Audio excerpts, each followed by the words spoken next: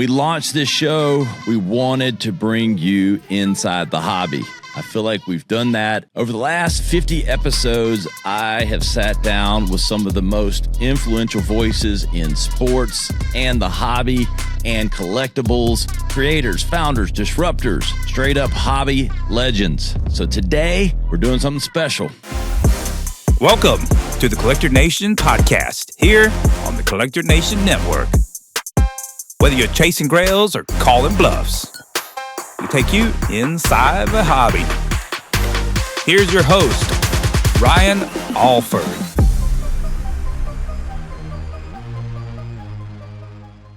Yo, what's up, Collector Nation? Ryan Alford here, and welcome to episode 50. That's a big milestone for us. We appreciate you for listening.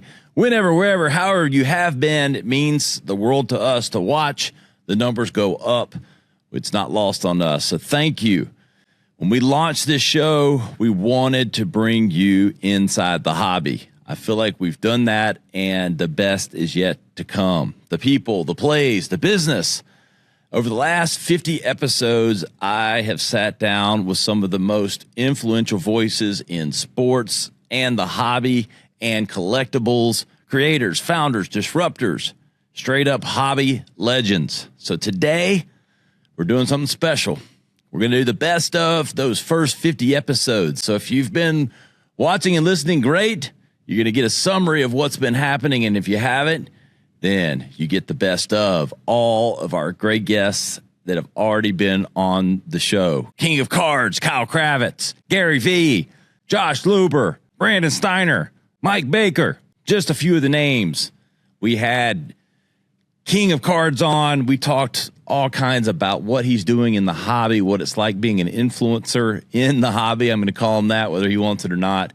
And look, just the deals he's making and how he's documenting it and how my boys and I are watching him on YouTube every week. What was the moment, Kyle, when you said, I'm going to turn the camera on? It's very hard at first. It's a whole nother world you're entering. It makes you vulnerable. It all happened by mistake. I was not a content creator. We document what I do. We turn the camera on, and that is what you see. I was going to local shows.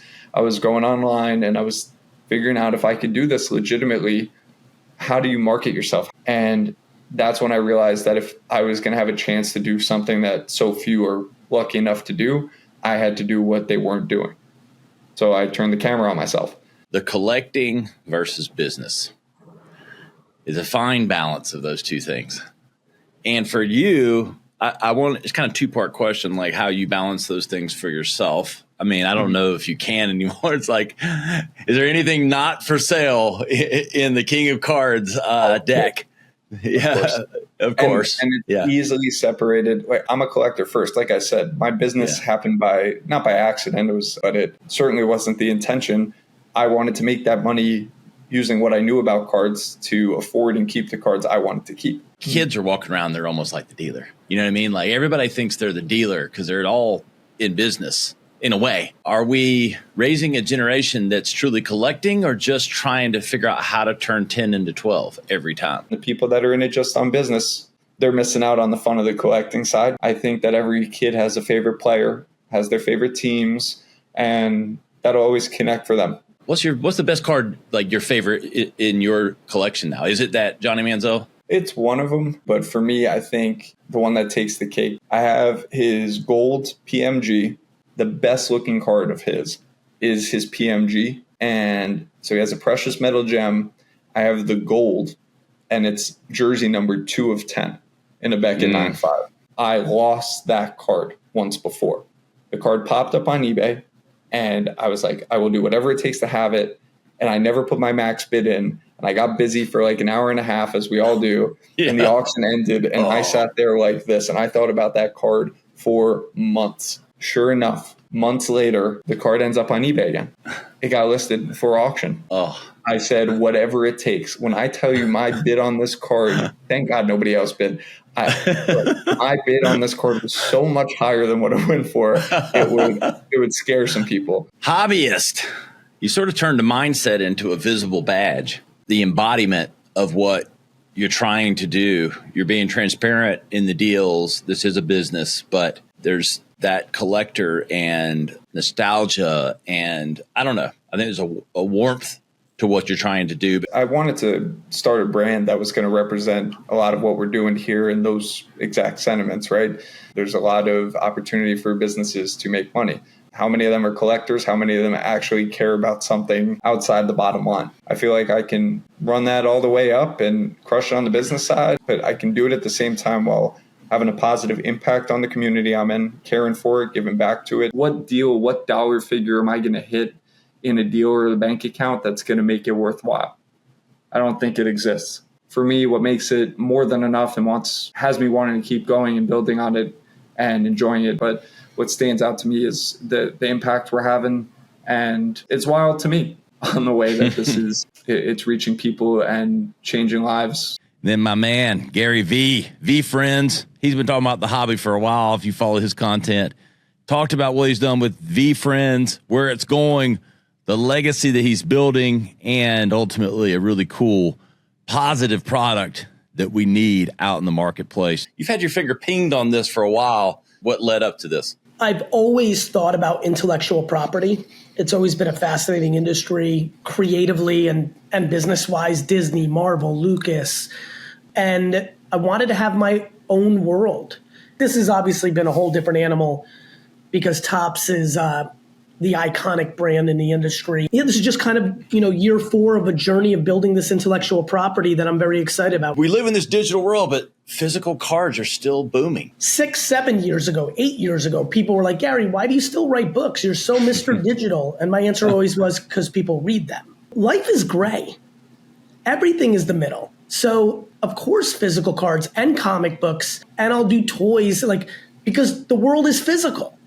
But the world is also digital, and the world continues to become more digital, not less digital. I think VFriends is probably going to end up being the biggest business I ever built. I think the characters represent the things I most care about in the world. And so Patient Panda will take the baton in helping people learn that patience matters. I've done a lot as a human and put myself on the map, but I'm not going to reach all 8 billion people. Meanwhile, a VFriends cartoon that talks about tenacity and hustle and kindness can be dubbed in Italian and be running on Netflix Italy in 5 years, and I'll be accomplishing the same ambition. I was born and raised in a manner that has a lot of compassion. I feel feelings. I do care about my fellow man. I do not want to win at the expense of someone else. I want to be better than the businesses I'm competing with, but I don't want bad for them.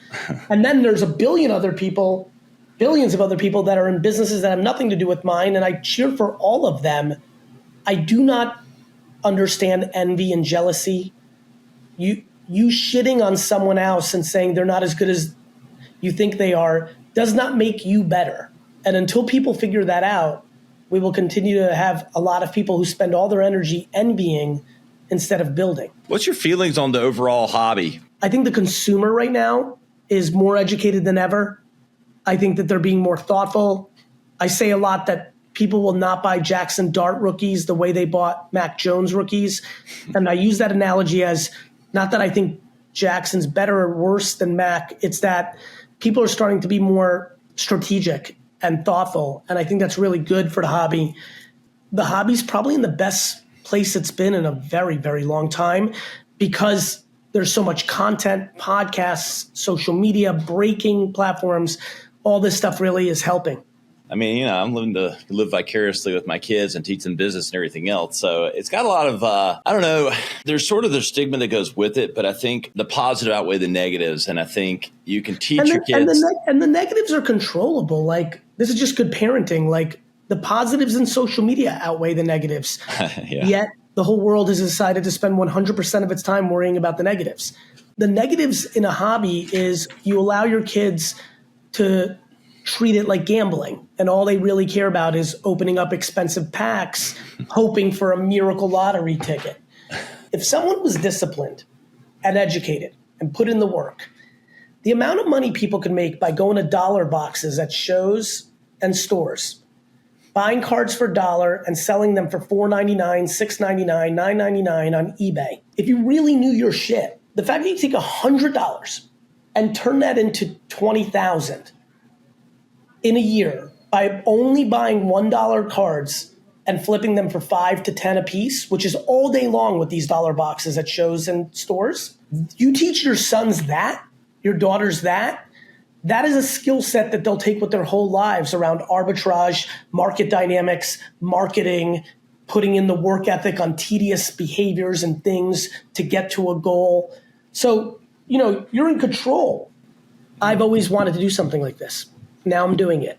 Never, ever, ever give up on your dreams and execute on them. And so whether this leads to you being a collector of VeeFriends and the value of that, or if this leads to you creating some version of your own VeeFriends in a different form factor, in a different dream that you've had, I hope one of those two things happens. I've had all these accomplishments. I've done all these things, but, I'm invigorated by being in a new chapter and doing new stuff. And I just really hope it motivates people to realize you can change your script at any point in the movie. Josh Luber, of course, came on. StockX. I got my new StockX actually arrived today, my new Jordans.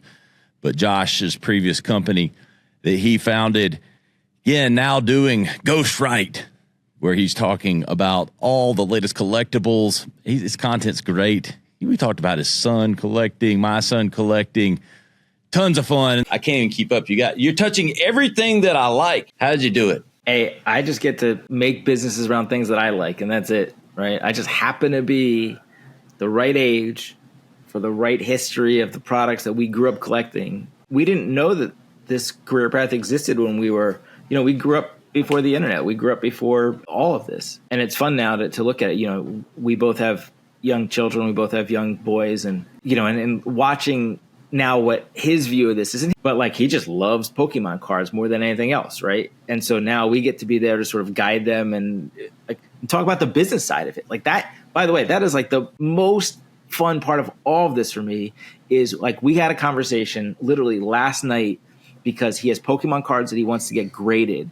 And I told him that he has to fund it. StockX, the real business is not sneakers. It's the bid-ask model. It's the pricing model. It's the marketplace part of it. And it was just fortuitous to me that maybe the only other person in the whole world trying to do the exact same thing at the exact same time happens to be one of the most successful business people in the world. Talk about that bid-ask and anything you want to expound upon on that last point I made. At the most basic level, anyone who's ever used eBay understands that eBay is what's called a listing-based marketplace, meaning that anyone can go list whatever they want. We create what's called a product-based marketplace, meaning that the product is the page and as opposed to the listing, and we create that catalog on StockX, and that creates the efficiency and the transparency around the dollars and the data. I left for the sole intention of trying to acquire the licenses for trading cards. Ideas are worthless, right? Execution is the only thing that matters. And I was fortunate to find the perfect person to partner with to go and do that. And then we were able to acquire all the licenses for baseball, basketball, football cards. As everyone knows, at the end of 21, beginning of 22, acquired Topps. Just having the leagues as equity partners in their own product, that should have been that way for decades. It's their product. It's their business, right? Talk to me about the name Ghostwrite. Ghost tell stories. I'm a writer myself, so it immediately resonated with me. And then, there's uniqueness, but also, I don't know, some mystery intrigue in the whole thing. Ghostwrite is a blank canvas collectible. So this 3D printed ghost was the entire business plan in 22. And a ghost has no face. It has no gender. The ghost itself is not a character. This is a blank canvas. The physical form of the trading cards is the same every single time. The value is about who's on it, the condition, the scarcity, but it's a blank canvas product. What makes people want to collect? Is that it's like everybody's just a natural collector, It's like, I don't know. It's like, I'm a dude, hang out with guys. I got 4 boys, but guys just like to collect shit, I don't know what. Man, they do. Gary Vaynerchuk is a friend and investor, and he thinks that collectors and are going to be sort of a new pillar of culture next to music, art, fashion, sport. That is a big statement. And I certainly think that there's some real potential that it becomes that. Who do you collect? I collect a lot. Most of sort of my primary goal on a day-to-day basis is I collect Black Prism, NBA Black Prism from 2013 to 2021, True Black, 101, basically any players. I just think that Prism is the most important brand of the last 15 years, and they're going away, or at least NBA Prism's going away. And then Brandon Steiner, a true OG, one of the pioneers of the industry, and Brandon got raw and real. We've had him on a couple times. just listen. Lots of good insights about what's been done, what's coming, and ultimately the lessons that we can learn. Anytime I feel like we can educate people a little more or share views, visions, it helps the business grow. I'm all for it.